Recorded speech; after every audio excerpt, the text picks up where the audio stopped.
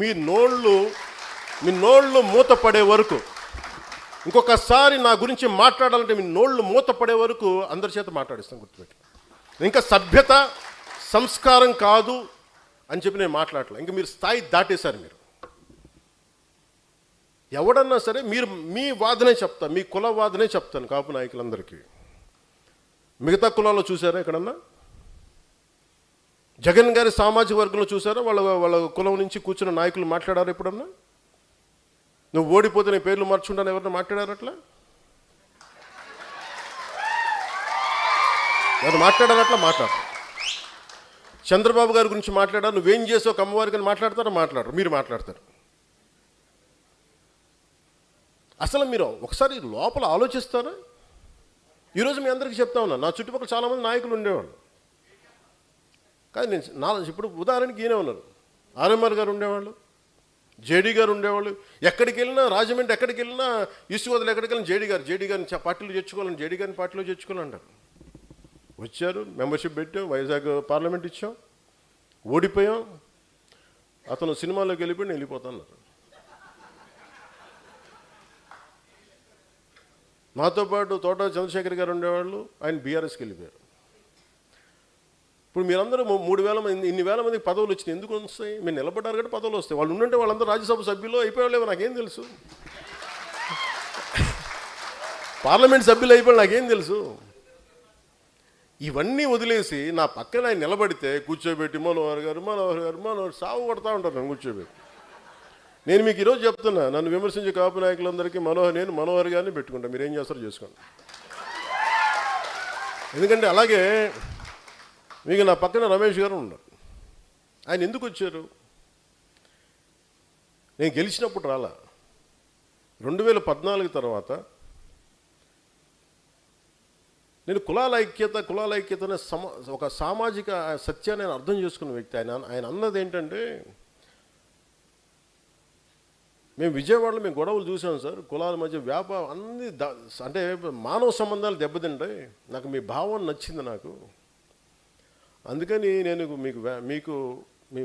మీకు అండగా నేను ఉంటాను సార్. నేను పాపం ఆయన నా పక్కన ఉన్నప్పుడు నేను ఎప్పుడు టీడీపీ సపోర్ట్ చేసిన, టీడీపీతో గొడవ పెట్టుకుని ఆయన పక్కనకి వస్తే అందరూ ఆయన కూర్చోబెట్టి ఆయన సామాజిక వర్గంతో తిట్టి ఈరోజు కూర్చోబెట్టి మాట్లాడితే, పాపం నేను వచ్చినప్పుడు ఆయన నాతో పాటు ఉన్నప్పుడు నేను టీడీపీకి వ్యతిరేకంగా, టీడీపీకి ప్రో లేను. 2019లో ఆయన 14-15 తర్వాత నేనంటే ఇష్టం ఆయనకి వ్యక్తిగతంగా. ఎందుకంటే ఆయనకి నేను హీరోగా ఇష్టం, ఆయనకి నా సినిమాలకి ఆయన అభిమాని, నాకు అభిమాని, పొలిటికల్గా నా భావజాలను కూడా ఆయన అభిమాని. ఆయన కూర్చున్నప్పుడు నిజంగా కనుక ఆయన వీళ్ళు ఈ కాపు నాయకులు చెప్పినట్టుగా ప్రభావితం చేస్తుంటే నేను 2019లో కూర్చొని టీడీపీతో ఎందుకు గొడవ పెట్టుకుంటాను?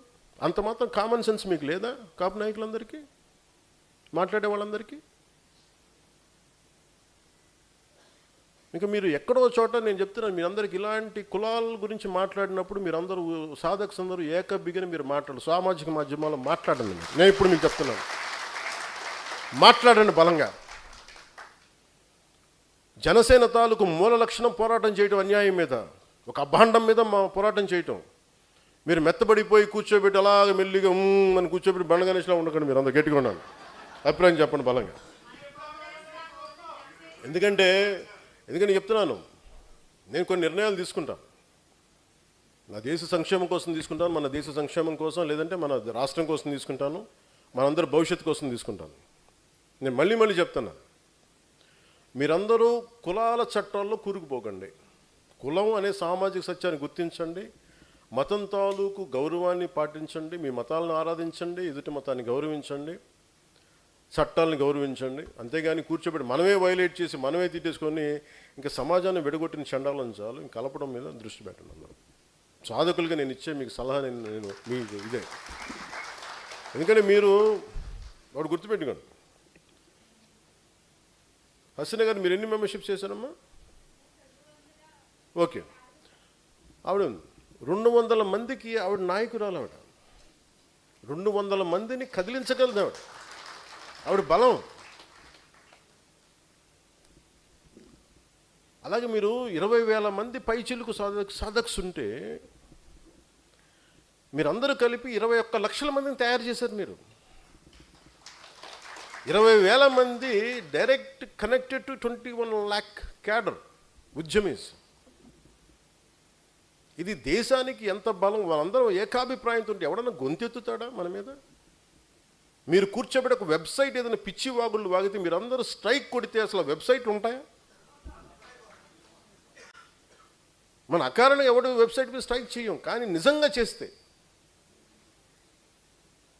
అలాగే నేను ఈరోజు ఒక పాజిటివ్ ఒక మంచి కథ చెప్పి మీకు చూపి ఒక ఒక ఒక అంశం గురించి మాట్లాడాను. అది మీరు అందరూ నిజంగా తీసుకెళ్తే మార్పు రాత అధికార యంత్రాంగంలో